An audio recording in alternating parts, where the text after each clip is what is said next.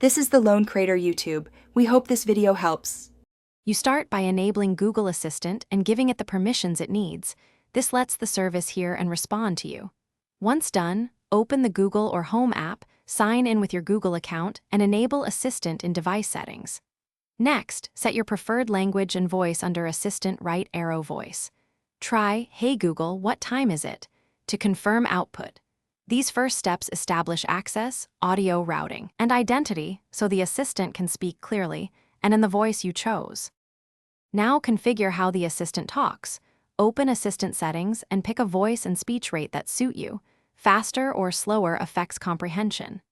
Enable spoken responses so the assistant answers aloud rather than just showing text. Once configured, use routines to make the assistant speak custom phrases or perform multi-step spoken actions. This is how you create consistent voice feedback.